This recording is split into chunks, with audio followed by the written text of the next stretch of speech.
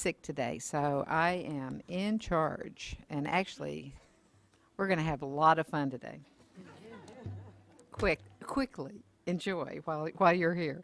Good morning. Today is Tuesday, August 8th, and it is now 9 o'clock on both clocks. What? August 6th. I'm sorry, August 6th. And I'd like to call the meeting to order. I'll begin by introducing board members. To my right is Tam Doduk, and to her right is Stephen Moore, and to my left is Dee Dee Diadamo. Mr. Bishop, will you introduce the staff? Good morning. My name is Jonathan Bishop, and to my right is Karen Turkovich, Chief Deputy Director. To my left is Michael Lawfer, Chief Counsel, and assisting us today is Janine Townsend and Courtney Davis. We have evacuation procedure that has to be announced. Look around and identify the 2 exits closest to you in the event of a fire alarm. We're required to gather up our valuables and evacuate the room immediately. Go to Cesar Chavez Park, which is across the street. Also want to let you know that the meeting is being webcasted, so if you decide, sir, that you want to say something to us, you will be on the webcast. Speak into the microphone and identify yourself. And last and most importantly, turn off your cell phones, beepers, and other noise-making devices. With that done, we're on to the public forum, and the board will hear from any person wishing to speak about any matter that is not pending before the board, and I understand we have no cards. So we'll now move to adoption of the minutes from the, oh, that's right, we don't have that either. Oh, dear. So do any of my colleagues have anything to report? It is now 9:03. You can have all the time you want, Stephen. Well, yeah, it all goes back many years ago. So, yes, in the world of being liaison with regional boards, we'd like to report out what's going on.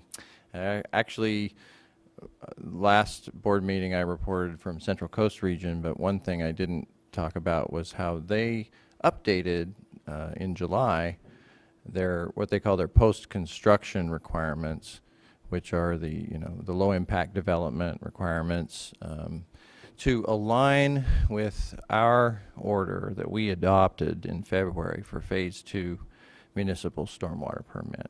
So they took into account our action, made their requirements aligned with ours, but also, as you may recall, there was that whole business about the carve out or not on allowing the Central Coast Board to be used to do innovation in the program that's based on watershed processes and science. So it was nice to see that detailed discussion about where that can go and what we'll learn from their process moving forward. But we do coordinate between the state and regional boards, so that was good. And then I'll just say, this month, Region 1 is going to take up what I think is an interesting policy on nutrients. And there's some similarity to what Lake Tahoe is doing, implementing their TMDL.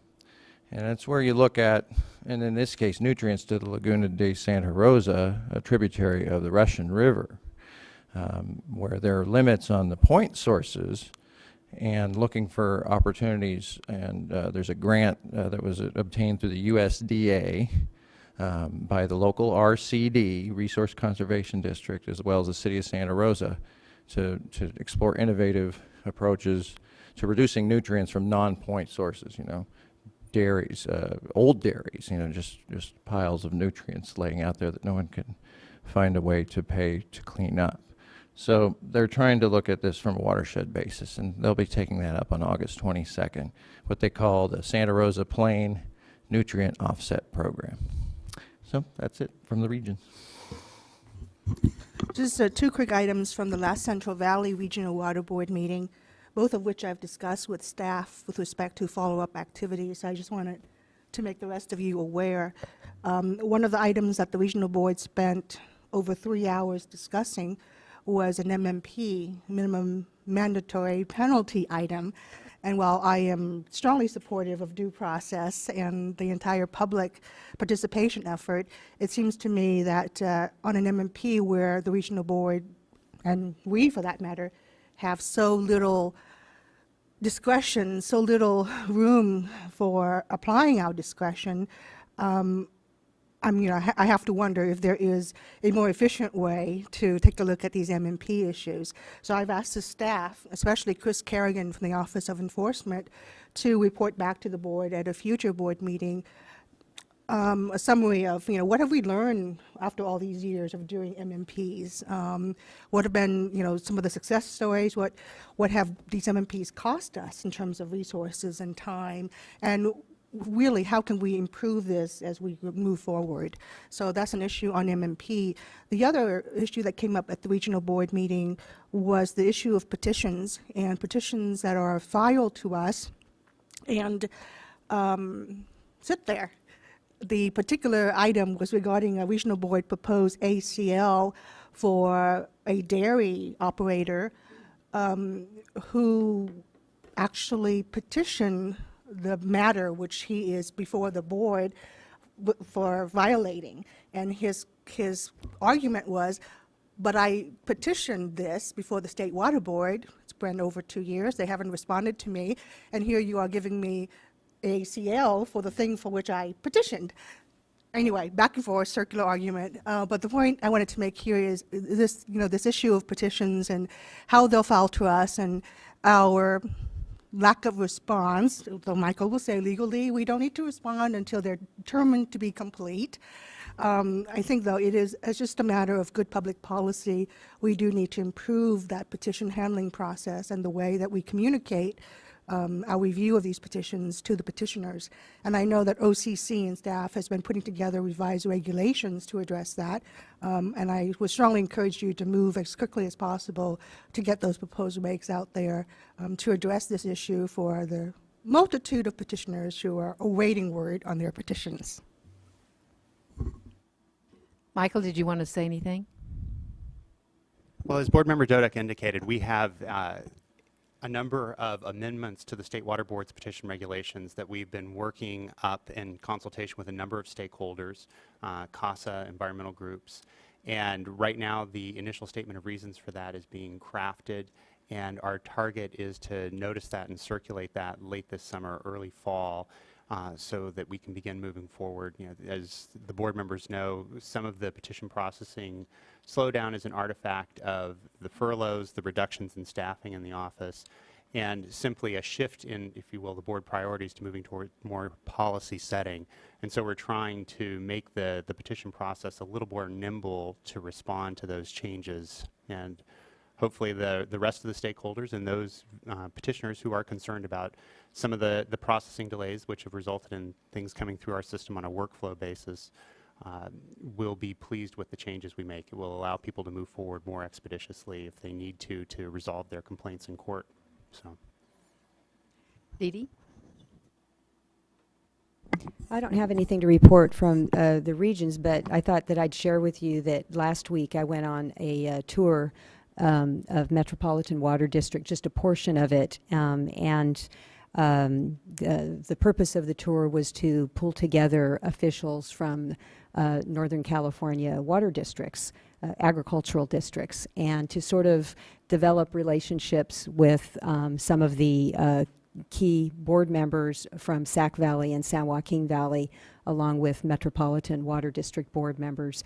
And I think the idea is to develop a stronger relationship so that transfers and maybe flow releases similar to what Oakdale Irrigation District did earlier this year could take place. Sort of help to increase the comfort level with the various stakeholders. And it was interesting, Metropolitan spent a lot of time talking about some agricultural fallowing programs that they have. They call it in lieu conservation. And it was an opportunity for maybe some common ground with the agricultural water districts in the north. So I thought it was a very productive tour, and hopefully we will see something more come of it. And I have nothing to report. So let's move on to the uncontested items. Item 3 will be taken up and voted on unless there's a request for it to be removed from the uncontested item. I see no request. And would a board member like to make a motion? I move for adoption. A second? Okay. All in favor? Aye. So it's adopted. Yeah, it's on the list. Thank you all for coming in. You did such a good job. Could I just have a quick note for the clerk to the board? I received an email that the webcast is not working. And now to the highlight of our morning. We have an informational item. The Office of the Water Master will make is it a quarterly report? About quarterly. Yeah, for the record, my name is Craig Wilson, the state's Delta Water Master. It's nice to see that I'm still a big drawing card around here, but I'm sure there are thousands of people that are trying to get onto the webcast, so I'm glad Board Member Dodek brought that to our attention, that it's down. And you started off with such a bang, too, with your very first report to the board. Well, later in my presentation, I'm going to mention a potential future report that could be... Well, do it while the webcast is not working. As the chair indicated, I'm going to be giving just a brief oral update on some of the activities of our office over the last few months, and I'm going to break it down into 3 subject matter areas: compliance and enforcement activities, our informational gathering process, the use of the statements of water diversion and program to provide more certainty regarding what's happening out in the Delta, and lastly, talk about some of the future policy reports that our office is thinking about putting together. Regarding compliance and enforcement, our office did resolve one formal complaint that had been filed with the board late last year. It was a complaint involving some water use out in the Yolo bypass near to where Sacramento is, and the complainant was alleging that the Department of Fish and Game, which furnishes water to several wetland areas and duck clubs out in the Yolo bypass, did not have valid water rights to support some of those diversions. And our staff went out and had a couple of site visits. We talked to both the complainant, the Department of Fish and Game, the local reclamation district, looked through a lot of the property transaction documents, the deed transactions way back to some of the very early patents right after the Swamp Act of the 1860s was passed. And our conclusion was that the use of water and the diversion of water by the Department of Fish and Game was proper. It was supported by valid water rights, not only riparian water rights on the particular parcel in question, but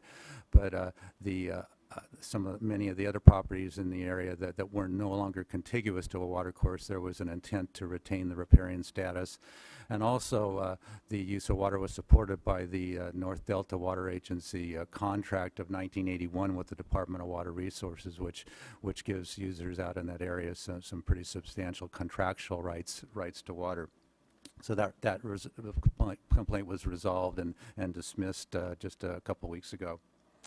Another compliance enforcement activity that we've been involved in quite a bit is Term 91. And as you know, Term 91 is a term that's been inserted into several water right permittees and licensees that are junior and priority to the major water projects. And that term basically states that when the projects are releasing stored water to satisfy downstream requirements, including our water quality standards in the Delta, that people have to cease diverting water under their license or permit and either not divert at all, or if they're diverting, show us that they're diverting under some other water right or some contractual arrangement.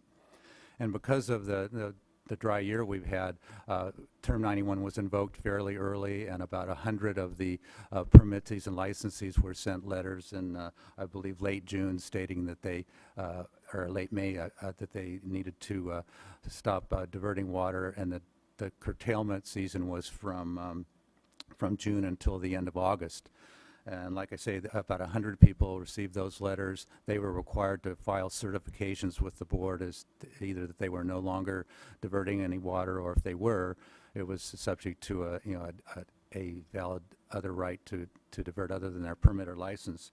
And we eventually received the certifications from all of the people that were sent the notice.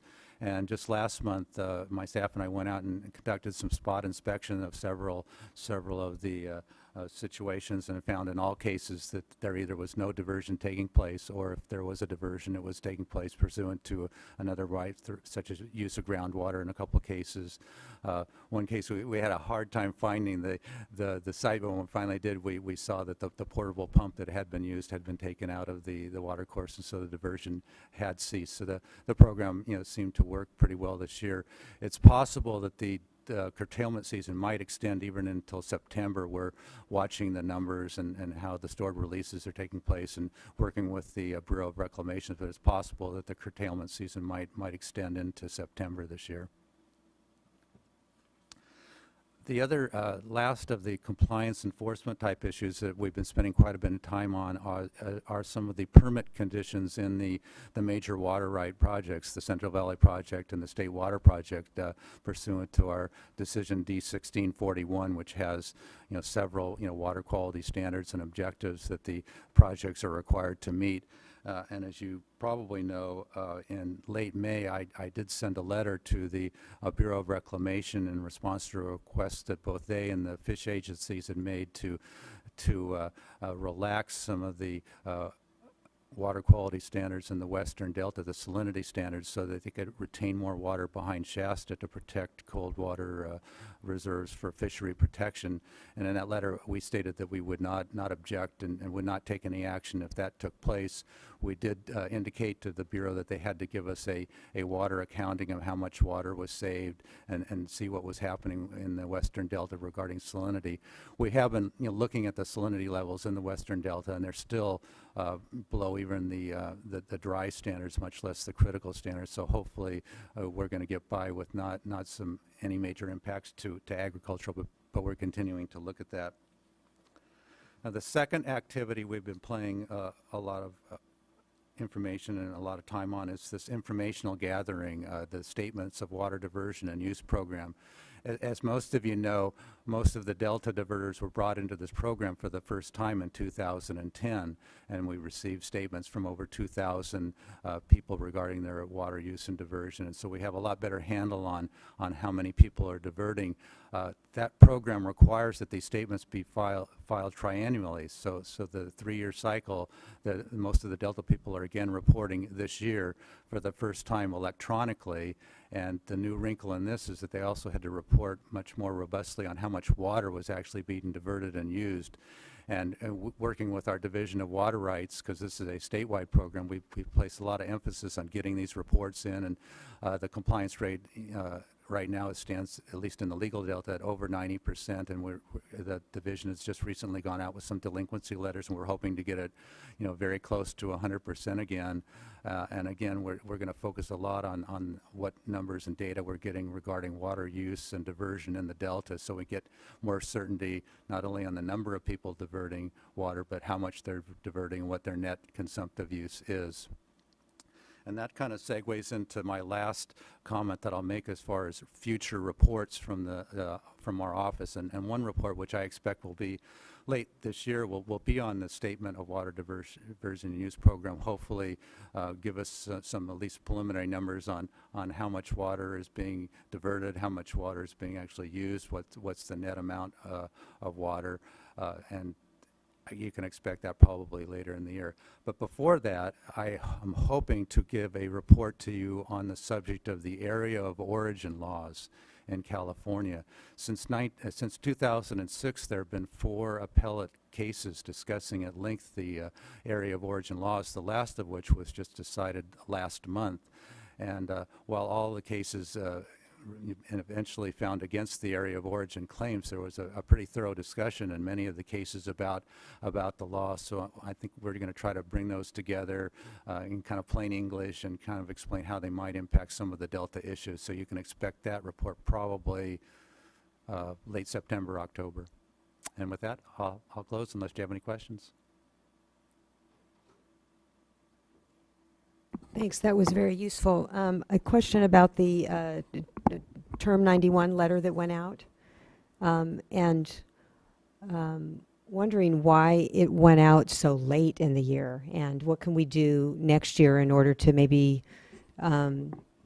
get it out a little bit sooner, and especially in light of the fact that next year looks like it's going to be just as bad, if not worse, than this year.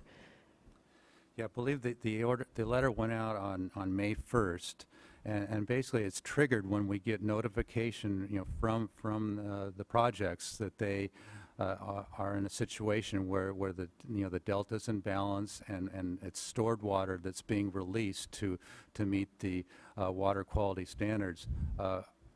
I can certainly work with them to see if it could have been issued sooner, but I'm not sure that we really were in a situation where stored water was being released to meet the standards much earlier than that. We were in contact with the people from the Bureau of Reclamation to give us the numbers on that, and we were looking at the tables ourselves, and I don't think it would have been much sooner than that if at all, that the stored water was actually being released and it wasn't natural flows meeting those standards. But I'll certainly take those comments to heart, make sure that we have a better, way of communicating and seeing if there's an earlier time period that comes into place. Because obviously, once that happens, once stored water is being released, to the extent that people are diverting that water, it's not proper, and it's causing water to, causing the projects to have to release more water than they should to meet those standards. So we'll take a look at that. Yeah, and any thoughts on, in light of the fact that there are 100 letters that went out, perhaps next year will go a little more smoothly as far as just even communication on the receiving end. Were people sort of caught off guard? Did they expect that this would happen? What do you think will happen next year? Do you think it may go a little more smoothly? Well, we do put people on notice. We send a letter as early as we can, in anticipation, and typically send a letter to people that it's very possible that the term will be invoked, and we'll think it will be invoked approximately, and we list a date. So they are put on somewhat notice, but when they actually get the letter, it's usually about a week or so before the curtailment period actually begins. But typically, we do provide an anticipatory letter before the formal letter goes out. Oh, good. All right. That seems like it would be helpful. And then on the reporting for compliance, the triennial report, Yes. I understand just from talking with the stakeholders that there might be a disagreement from the Delta perspective, as opposed to maybe the exporters. So what can be done to at least get this information out, maybe in draft form, so that if anyone has concerns one way or the other, they could be voiced and considered before putting together a final report? Or do you plan on having, stakeholder meetings or anything in order to, just looking to try and get it? It'd be nice to have everybody on the same page as far as the numbers and what they mean. Sure. We held several meetings, in the Delta itself prior to the triennial reports being due, to mainly focus in on these new water measurement requirements and what the law said, what their various options were. As you well know, the law basically says that this new water measurement requirement can be satisfied through the use of measurement devices such as flow meters, but there's an opt-out in the law that said where the people could demonstrate that was not locally cost-effective to install that type of devices, that they could do some type of alternate measurement. And I'll tell you, probably 98% or more of the people in the Delta opted out of the flow meter thing, made demonstrations that was not locally cost effective, and went to an alternative measurement method, usually a crop duty estimate. We're in the process of looking through those, and if we find that some of those demonstrations were not adequate, we will look into it. As far as right now, getting the word out, I would be happy to, have some type of a workshop if the board members think it would be helpful, and bring in not just the Delta people, but all people that might be interested, and just talk about some of the issues related to this, the statement of, water diversion and use program in the Delta, because I know there probably would be people outside of the Delta that would question some of these demonstrations of whether it was locally cost effective or not, and we could certainly, have a discussion of that.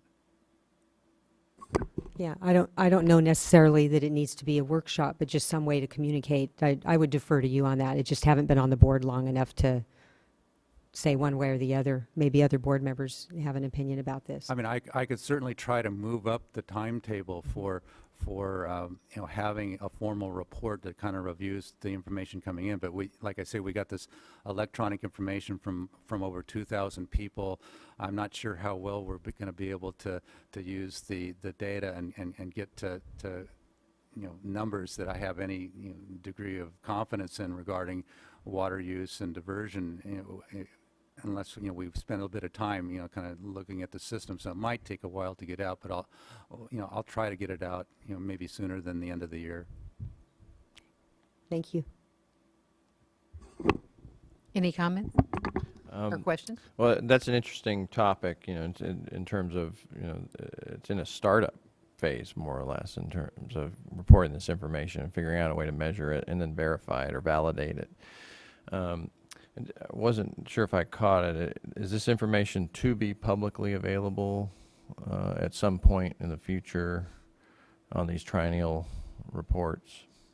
Well, I know at least some of the information is public available. I think we have in the audience some of the staff from the Division of Water Rights that could talk about exactly what's in the public system versus the intranet system. But I believe much of the information is public or will be made public through our website. Mm-hmm. And so, as with other programs we have with data management, we'll have to be extra careful about qualifying the data that are publicly available in terms of what methods are used to measure and some at least qualitative assessment of our confidence. As you mentioned in your remarks, your confidence isn't necessarily uniform. Yeah, I mean, the law was fairly general on what people could do once they made this demonstration of what was, that the actual installation of a flow device was not locally cost effective. And our form and some of our workshops laid out some of the options, and we did even have some discussions about, the accuracy of some versus the others. And, so we're really going to have to look at those numbers, what measurement devices were used versus alternative prop duty estimates, and just maybe this report will have a lot of caveats in it. Yeah, I think that's just clear. As long as the people understand when they see those numbers, what's behind those numbers, as with all of our programs.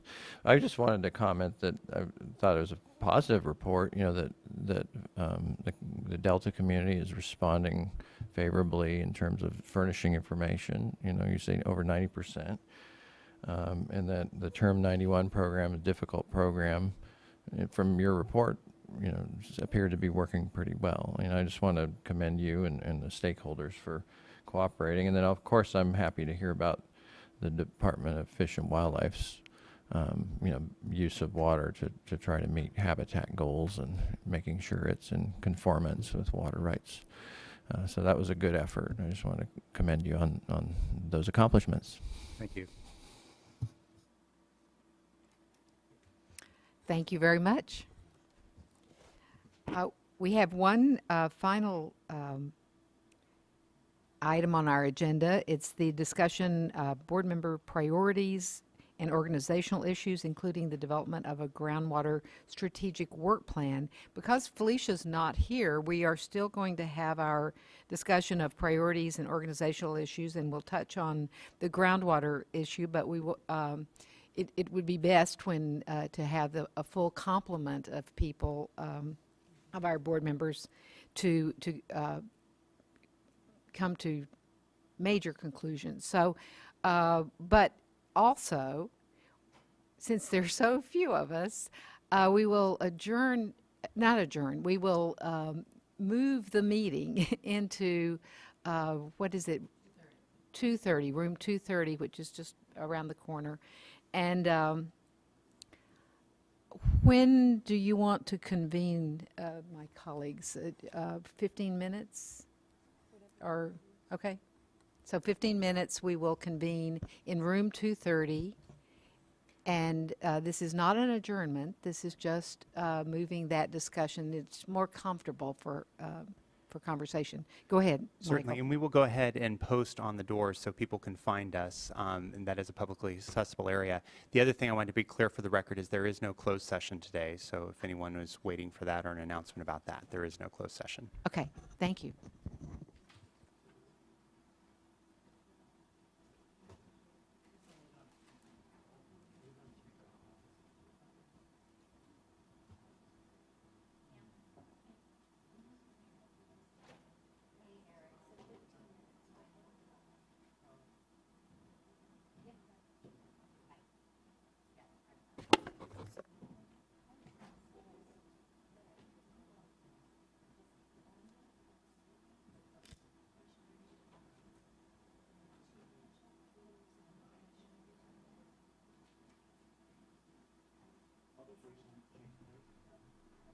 So what did you, Les was talking to me, so what did you decide to do on this groundwater thing?